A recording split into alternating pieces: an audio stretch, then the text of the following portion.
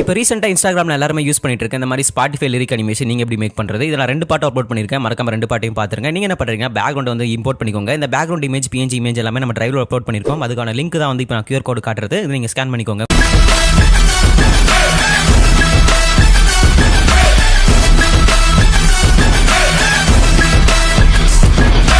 உங்களுடைய song import பண்ணிட்டு அதுலேருந்து வந்து கரெக்டாக இழுத்து எடுத்துக்கோங்க. அது நீங்கள் என்ன பண்ணுறீங்கன்னா உங்கள் டைம் லைன் ஸ்டார்டிங்கில் வச்சுட்டு அந்த பேக்ரவுண்டை கொஞ்சம் ஜூம் பண்ணிட்டு கீ ஃப்ரேம் டூல் வந்து கிளிக் பண்ணிக்கோங்க. இப்போ நீங்கள் அந்த பாட்டோட முடிவுக்கு கொண்டு வந்துட்டு டைம் லைன் வச்சுட்டு அந்த இமேஜை கொஞ்சம் மேலே மூவ் பண்ணீங்க அப்படின்னா இப்போ பார்த்தீங்கன்னா உங்களுக்கு ஸ்க்ரால் ஆகிற மாதிரி ஒரு அனிமேஷன் கிடச்சிரும். இதை பிளாக் அண்ட் ஒயிட்ல எப்படி மாற்றுறதுனா ஃபோட்டோ மேலே கிளிக் பண்ணிட்டு நீங்கள் கீழே பார்த்தீங்கன்னா அட்ஜஸ்ட் கொடுத்துருப்பாங்க. அதை கிளிக் பண்ணிட்டு சேச்சுரேஷன் அப்படின்னு கொடுத்துருப்பாங்க. அதை 0 பண்ணிட்டீங்க, பிளாக் அண்ட் ஒயிட் லுக் வந்து கிடச்சிரும். அடுத்து டிஸ்டார்ஷன் எஃபெக்ட் நீங்கள் எப்படி மேக் பண்ணுறதுனா ரொம்ப சிம்பிள். கீழே எஃபெக்ட் கொடுத்துருப்பாங்க, அதை கிளிக் பண்ணிட்டு கீழே ஸ்க்ரால் பண்ணிட்டு வந்தீங்க அப்படின்னா வீடியோ எஃபெக்ட் கொடுத்துருப்பாங்க. வீடியோ எஃபெக்ட்ல டிஸ்டார்ஷன் அப்படிங்கிற கேட்டகரியில் போயிட்டு கீழே பார்த்தீங்க அப்படின்னா ரிப்பிள் டிஸ்டார்ஷன் அப்படின்னு கொடுத்துருப்பாங்க. அதை கிளிக் பண்ணிட்டு நீங்க என்ன பண்றீங்கன்னா அதோட செட்டிங்ஸ் கொஞ்சம் அட்ஜஸ்ட் பண்ணிக்கோங்க. இப்போ நான் டிஸ்ப்ளேல காட்டுற மாதிரி அட்ஜஸ்ட் பண்ணிட்டீங்கன்னா இப்போ இந்த மாதிரி வாபிள் எஃபெக்ட் வந்து கிடைச்சிரும். சோ அடுத்து நீங்க என்ன பண்றீங்க அப்படின்னா மேல லிரிக்ஸ் வர அந்த பாக்ஸ் வந்து எப்படி நீங்க மேக் பண்றது அப்படின்னா ரொம்பவே சிம்பிள் தான். கீழே ஓவர்லே அப்படின்னு ஒரு ஆப்ஷன் கொடுத்திருப்பாங்க. அதை கிளிக் பண்ணிட்டு ஆட் ஓவர்லே கொடுத்துட்டு மேல பாத்தீங்கன்னா ஆல்பம் அப்புறம் பாத்தீங்கன்னா ஸ்டாக் வீடியோஸ்னு கொடுத்திருப்பாங்க. ஸ்டாக் வீடியோஸ்ல போயிட்டு ஃபர்ஸ்ட் எடுத்துமே பாத்தீங்கன்னா அந்த பிளாக் கலர் பாக்ஸ் கொடுத்திருப்பாங்க. அதை கிளிக் பண்ணிட்டு நீங்க கிராப்ல போயிட்டு நீங்க என்ன பண்றீங்கன்னா உங்களுக்கு என்ன ஆஸ்பெக்ட் ரேஷியோ வேணுமோ அதை வந்து கிராப் பண்ணிக்கோங்க. நான் வந்து 4:3 அப்படிங்கிற கிராப் பண்ணிட்டு அப்படின்னா கொஞ்சம் பாக்ஸ் வந்து பெருசா இருக்கும் லிரிக்ஸ் ஆட் பண்றதுக்கு. சோ இப்போ பாத்தீங்கன்னா நம்ம பாக்ஸ் ஆட் பண்ணிட்டோம். அடுத்து நீங்க என்ன பண்றீங்கன்னா அது அந்த பாக்ஸ் மேல கிளிக் பண்ணிட்டு கீழே ஸ்க்ரால் பண்ணிட்டீங்கன்னா அட்ஜஸ்ட்னு கொடுத்திருப்பாங்க. அட்ஜஸ்ட்டுக்குள்ள போனீங்க அப்படின்னா கிராஃப் அப்படின்னு ஒரு ஆப்ஷன் கொடுத்திருப்பாங்க. அதுல போயிட்டு ப்ளூ கலர் பேட்டர்ன் இருக்கும். சோ அந்த கலர் பேட்டர்ன் மேல கிளிக் பண்ணிட்டு இப்போ நான் டிஸ்ப்ளேல காட்டுற மாதிரி கீ ஃப்ரேம் அட்ஜஸ்ட் பண்ணிக்கோங்க. அட்ஜஸ்ட் பண்ணிட்டீங்கன்னா அந்த பிளாக் பாக்ஸ் பாத்தீங்கன்னா கொஞ்சம் கலரா தெரியும், பார்க்கறதுக்கு கொஞ்சம் நல்லா இருக்கும். இப்போ நீங்க அடுத்து அதுக்கு மேல இமேஜ் வந்து ஆட் பண்ணும். சைடுல கவர் இமேஜ் ஏதோ ஒரு கவர் இமேஜ் வந்து எடுத்துக்கோங்க. அதை இம்போர்ட் பண்ணிட்டு நீங்க அந்த பாக்ஸ் மேல கரெக்டா வந்து வச்சுக்கோங்க. வச்சுட்டு கரெக்டா சைஸ் வந்து அலைன் பண்ணிட்டு நீங்க கீழே பாத்தீங்கன்னா ஸ்க்ரால் பண்ணிட்டு வந்தீங்கன்னா மாஸ்க் அப்படின்னு ஒரு டூல் கொடுத்திருப்பாங்க. அதை கிளிக் பண்ணிட்டு ஃபிலிம் ஸ்ட்ரிப் அப்படின்னு கொடுத்திருப்பாங்க. அதை நீங்க கிளிக் பண்ணிக்கோங்க. கிளிக் பண்ணிட்டு ரெண்டு சைடும் பாத்தீங்கன்னா கரெக்டா பிளண்ட் பண்ணிக்கோங்க. இப்போ டிஸ்ப்ளேல காட்டுற மாதிரி பிளண்ட் ஆகிறதுக்கு நீங்க அந்த ஒயிட் கலர் சர்க்கிள் கொடுத்திருப்பாங்க. அதை இழுத்து விட்டீங்கன்னா போதும் பிளண்ட் ஆயிரும். இது எந்த அளவுக்கு உங்க வீடியோக்கு கரெக்டா செட் ஆகுமோ அது மாதிரி அலைன் பண்ணிக்கோங்க. அலைன் பண்ணிட்டீங்கன்னா